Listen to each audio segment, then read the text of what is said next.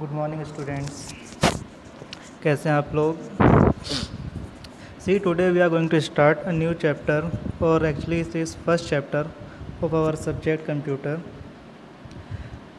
Right. Computer science first subject is peripheral devices. First of all we will understand what are peripheral devices, right. See peripheral devices are those devices which are embedded or externally embedded in the computer, right। कोई भी device जो हम computer में inbuilt हो या हम उसे externally उसके अंदर ऐड करें उसे हम क्या बोलेंगे, पेरिफेरल डिवाइसेस बोलेंगे। जैसे हमारे पास कीबोर्ड है, माउस है, कंप्यूटर की रैम है, राइट।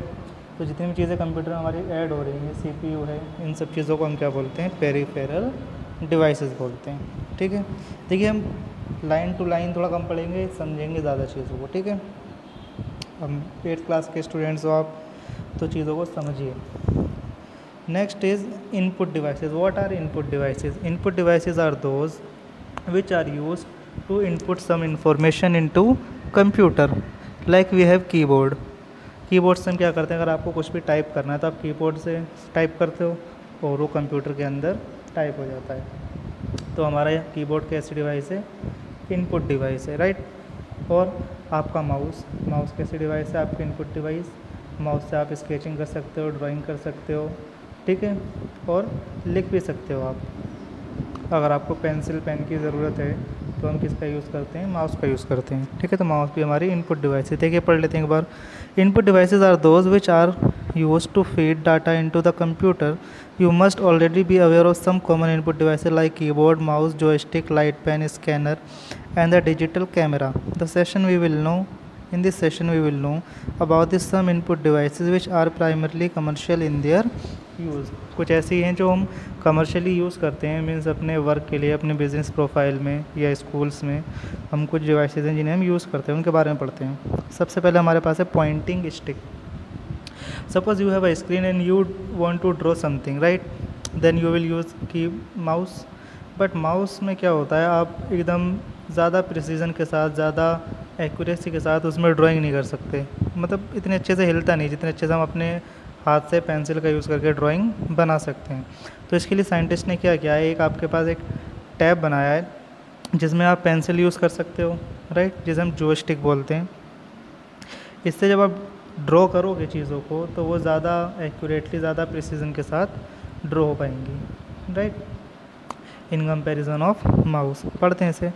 पॉइंटिंग स्टिक और a track point as a trademark by IBM। IBM क्या है, एक इंटरनेशनल बिजनेस मशीन, एक कंपनी है जिसने ये बनाया है।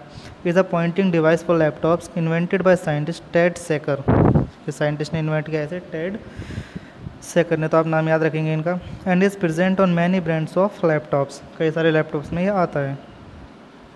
It has also been observe on computer mic in blue और red. The pointing stick has a replaceable colour tip which is often refer to as a cap और the nipple. जो आपके पास पेन होगा लिखने के लिए, उसमें आप क्या करोगे, उसमें रेड कलर की, ब्लू कलर की निप होती है लगी हुई, जिससे आप चेंज कर सकते हो अगर आपको कलर चेंज करना है। On a QWERTY keyboard, the stick is embedded between the G, H and B keys। जो आपका QWERTY कीबोर्ड होता है जिसमें जो ऊपर की लाइनें QWERTY इस ऑर्डर में लिखी होती हैं, उन्हें QWERTY कीबोर्ड्स बोलते हैं, जो जनरली आपका कीबोर्ड होते हैं जिनमें अल्फ़ाबेट्स ऑर्डर में नहीं होते। तो उसमें जो आपका G, H और B कीज़ हैं उनके अंदर ही ये सिस्टम एम्बेडेड होता है, राइट। आपको इन कीज़ का यूज़ करना होता है और जो आपका टच पैड होता है उस पर आपको ड्रॉ करनी होती है, ड्रैग करके चीज़ें। It is moved with the forefinger while thumb is used to press related keys located in front of the space bar. IBM popularized this device by introducing the track point on its ThinkPad notebooks। तो IBM ने एक ThinkPad notebook बनाया था जिसमें इस device को उसने launch किया था, राइट। सेकेंड है आपके पास touch screen. You all are well aware of touch screen. Touch screen सब जानते हैं, आजकल मोबाइल से हम जिससे पढ़ रहे हैं वो भी टच स्क्रीन मोबाइल है। तो टच स्क्रीन का यूज़ क्या होता है, ये सारी चीज़ें आपको पता है, लेकिन थोड़ी सी बस टेक्निकल चीज़ें समझते हैं इसके बारे में। A touch screen is an input device that allows users to operate a PC by simply touching the display screen, right. ये एक इनपुट डिवाइस है जिससे आप स्क्रीन को टच करके कुछ भी इनपुट दे सकते हो।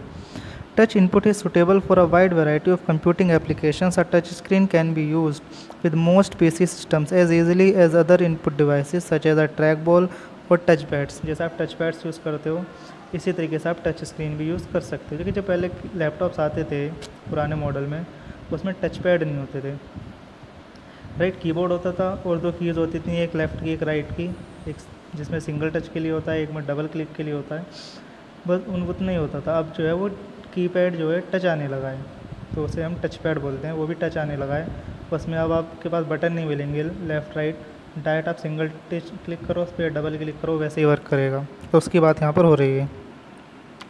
A basic touch screen has three main components: a touch sensor, controller and software driver. देखिए जो टच स्क्रीन होता है उसके बाद तीन चीज़ होती हैं. एक टच सेंसर होता है जो सेंस करेगा कि आप स्क्रीन टच कर रहे हो, एक कंट्रोलर होता है उसे कंट्रोल करने के लिए, और एक सॉफ्टवेयर ड्राइवर होता है.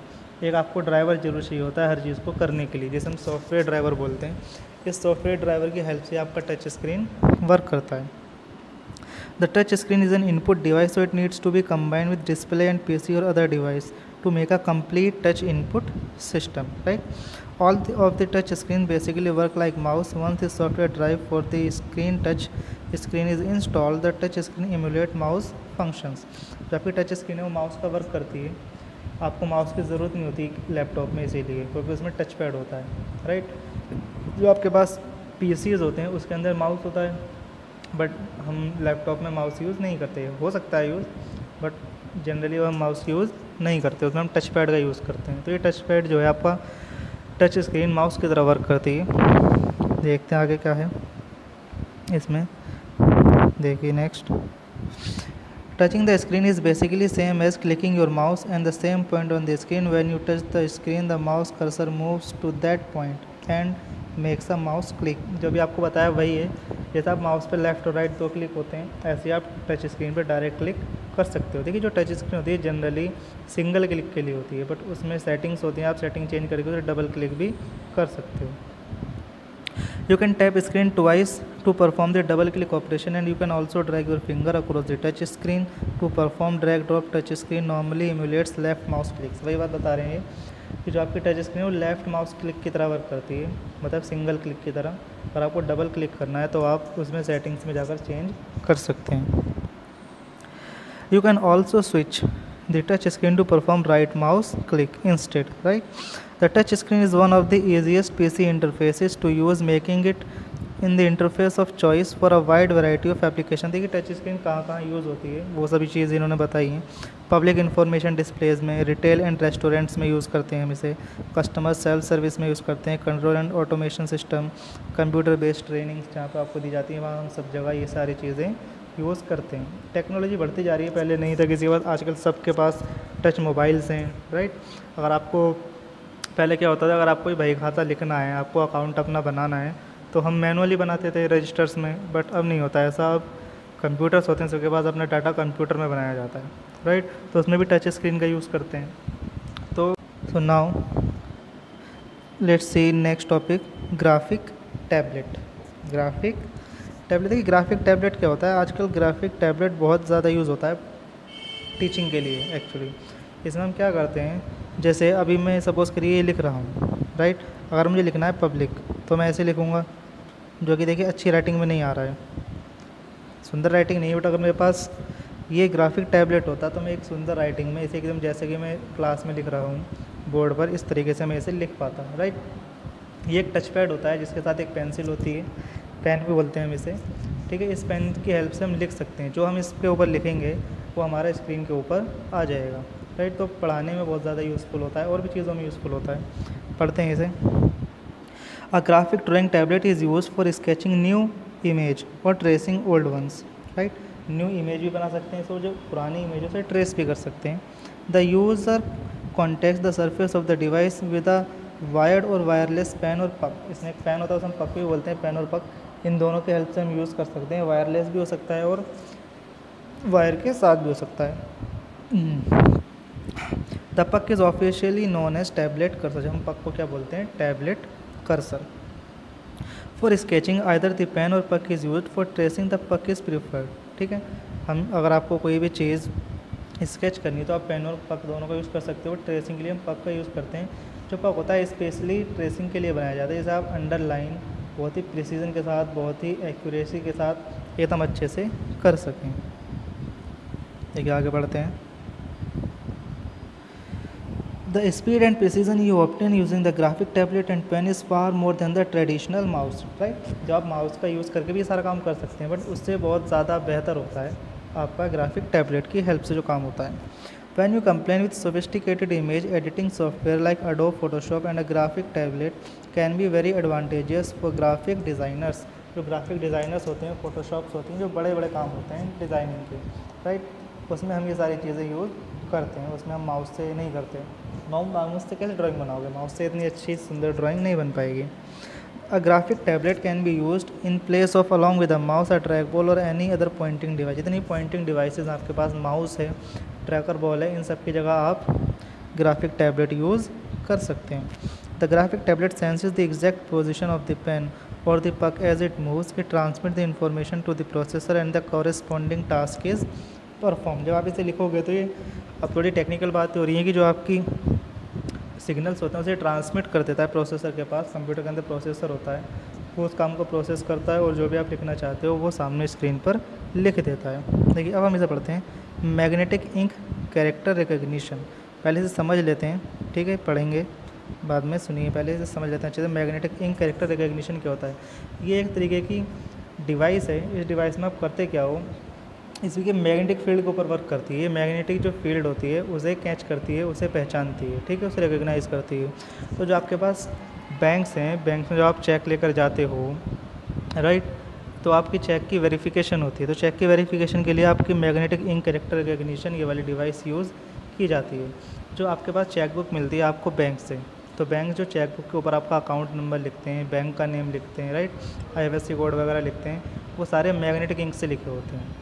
और वो मैग्नेटिक इंक जनरली सबके पास नहीं होती, सिर्फ बैंक्स के पास होती है और बैंक्स की डिवाइस में होती है। तो जब बैंक के पास आप चेक लेकर जाओगे तो बैंक आपको चेक को वेरीफाई करेगा अपनी डिवाइस से, क्योंकि इसके अंदर मैग्नेटिक इंक कैरेक्टर रिकग्निशन लगा हुआ है। तो वो उस इंक को पहचान लेगा और वहाँ से वेरिफिकेशन देगा कि हाँ ये चेक ऑथेंटिक है, ये चेक फ्रॉड नहीं है, राइट। अगर आप कोई फ्रॉड चेक लेकर जाते हो जिस पर आपने जनरली इंक से, नॉर्मल इंक जो होती है उनसे लिख दिया, या किसी भी इंक से लिखा, मैग्नेटिक इंक से नहीं लिखा, जो कि आपके पास नहीं होगी, ना ही मिलती किसी कहीं पर, तो आप पकड़े जाओगे, क्योंकि वो उसमें पहचान लेगा कि ये नकली आपका जो है चेक है, राइट, फ्रॉड चेक है। तो आई होप आप इससे पूरे को समझ गए होंगे कि ये आपका क्या है, राइट। पढ़ लेते हैं एक बार। MICR और मैग्नेटिक इंक कैरेक्टर रिकग्निशन, इसे क्लियर करते हैं एक मिनट। MICR और magnetic ink character recognition is rather a technology than a device. ये एक टेक्नोलॉजी है। It is use to verify the legitimacy और ओरिजिनलिटी ऑफ पेपर डॉक्यूमेंट्स। जो आपके पेपर डॉक्यूमेंट्स हैं उनकी ओरिजिनलिटी को चेक करने के लिए, ऑथेंटिसिटी को चेक करने के लिए इसका यूज़ किया जाता है। Specially cheques, special ink which is sensitive to magnetic field is used in the printing of certain characters on the original document. Information can be encoded in the magnetic characters, right। जो आपके characters होते हैं वो किससे बनाए जाते हैं? Magnetic ink से बनाए जाते हैं, जो कि मैग्नेटिक इंक सेंसिटिव होता है, उसे पहचानती है मैग्नेटिक इंक, राइट। तो जो आपके भी पर्सनल अकाउंट नंबर्स वगैरह होते हैं वो उसी से लिखे जाते हैं वेरिफिकेशन के लिए। The use of MICR can be enhance security and minimize the losses cause due to some type of crime. तो कुछ क्राइम्स को रोकने के लिए काफ़ी हेल्पफुल होता है, जो कि भी आपको मैंने समझाया था, राइट, चेक वाली बातें। तो वही सब बातें यहाँ पर की गई हैं, आप इसे पढ़ लेंगे। चलिए अब हम आज की क्लास को यहीं पर स्टॉप करते हैं, राइट। नेक्स्ट क्लास में आप इसे पढ़कर आइएगा ताकि ये समझने में और आसानी हो। Optical character recognition next class में हम यहाँ से स्टार्ट करेंगे। Okay, bye everyone, take care.